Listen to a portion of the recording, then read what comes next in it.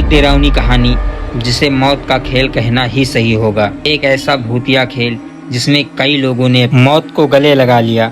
एक शहर के कोने में एक भूतिया घर था। उसकी दहशत की खबर सभी शहरवासियों को थी। उस घर के आसपास कई एकड़ जमीन तक कोई नहीं घर बना था। दरअसल उस घर के आसपास कोई रहना ही नहीं चाहता। एक बार टेलीविजन सीरियल डायरेक्टर उसी भूतिया घर में एक लाइव रिकॉर्डिंग शूट करने का मन बनाता है, जिसका नाम वह मौत का खेल रखता है। इस खेल में चुने हुए प्रतिभागियों को भूत घर के अंदर पूरी रात गुजारनी होगी और इस दौरान हर कमरे में कैमरे लगे होंगे जो इनके डरे हुए पल को रिकॉर्ड करके, और अंत में जो प्रतिभागी बिना डरे पूरी रात गुजार लेगा उसे 1 करोड़ की इनाम राशि दी जाएगी। सीरियल डायरेक्टर मौत का खेल की घोषणा सारे शहर में कर देते हैं, लेकिन उन्हें प्रशासन का एक नोटिस आता है कि आप उस घर में शूटिंग करने की इजाज़त नहीं मिल सकती। वह घर खतरे के दायरे में आता है। सीरियल डायरेक्टर बहुत नामी हस्ती था, इसलिए वह निजी तौर पर प्रतिभागियों की जिंदगी की सुरक्षा की गारंटी ले लेता है और कुछ शर्तों को लागू करने के बाद प्रशासन उसे भूतिया घर में सीरियल रिकॉर्ड करने की मंजूरी मिल जाती है, जिसके लिए उसे 2 गुने पैसे खर्च करने पड़ते हैं।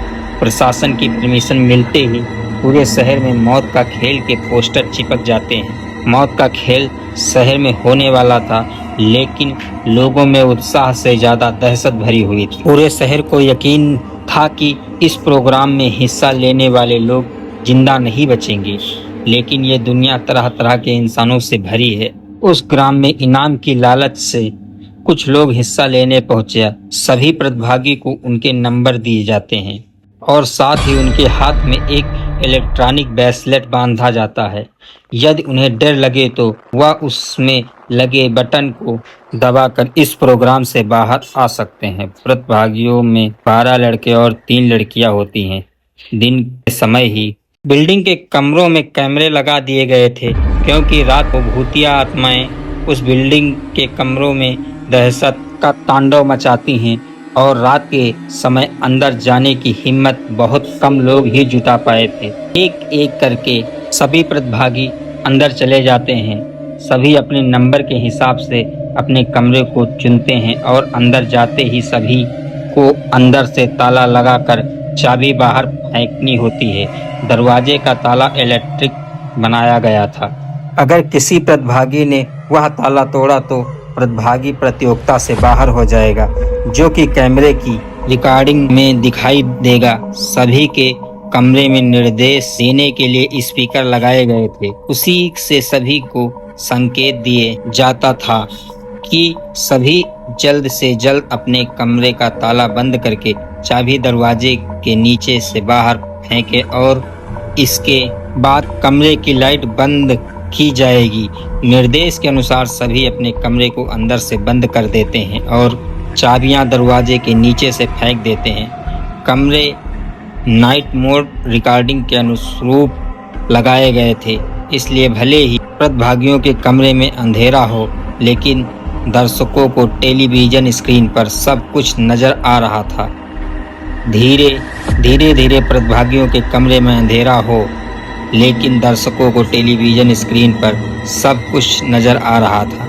धीरे धीरे डर की दस्तक हो जाती है। प्रतिभागियों में एक लड़की अचानक अपने कमरे में चिल्लाने लगती है। उसे ऐसा लगता है कि कोई उसका गला दबा रहा हो। वह छटपटाने लगती है। कुछ ही देर में वह डर में बेहोश हो जाती है। उसके बेहोश हो लाइव रिकॉर्डिंग देख रहे दर्शक घबरा जाते हैं। अचानक एक एक करके सभी प्रतिभागी पर भूतिया हमला होने लगता है, लेकिन तजुबुन की बात यह थी कि सभी प्रतिभागी अपने आप को स्वयं ही नुकसान पहुंचा रहे हैं। कैमरे की रिकॉर्डिंग में साफ साफ नजर आ रहा था। कोई अपने चेहरे को खरोच रहा था तो कोई अपना गला दबा रहा था, और कई तो अपना सिर दीवार से भी मारकर घायल कर रहे थे।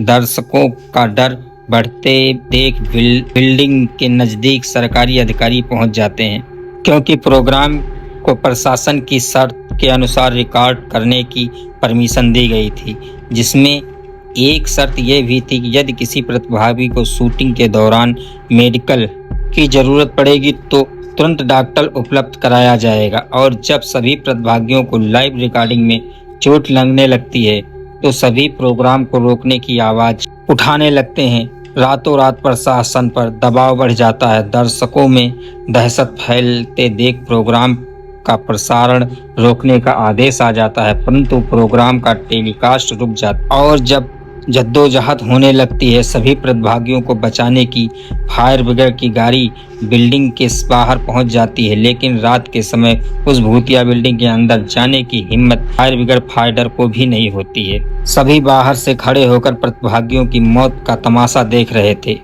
क्योंकि सभी उस बिल्डिंग में खूनी इतिहास से अच्छी तरह से वाकिफ थे। कमरे में लगे सभी स्पीकर मदद से सीरियल डायरेक्टर प्रतिभागी को ब्रेसलेट बटन दबाकर बाहर आने का निर्देश देते हैं, लेकिन किसी प्रतिभागी को स्पीकर की कोई आवाज सुनाई नहीं देती और न ही प्रतिभागी इतने कंट्रोल में थे कि वह ब्रेसलेट का बटन दबा सकें। देखते ही देखते सभी प्रतिभागी लाइव रिकॉर्डिंग में ही आत्महत्या कर लेते हैं, लेकिन सब जानते थे कि यह भूत के द्वारा किया गया नरसंहार है। सुबह होते ही सबकी लाशें निकाली जाती हैं और सीरियल डायरेक्टर को भारी मुआवजे के साथ ने कई साल की सजा हो जाती है। सुनाई जाती है इस बिल्डिंग को हमेशा के लिए नो विजिट जाने घोषित कर दिया जाता है और साथ ही यह कहानी समाप्त हो जाती है।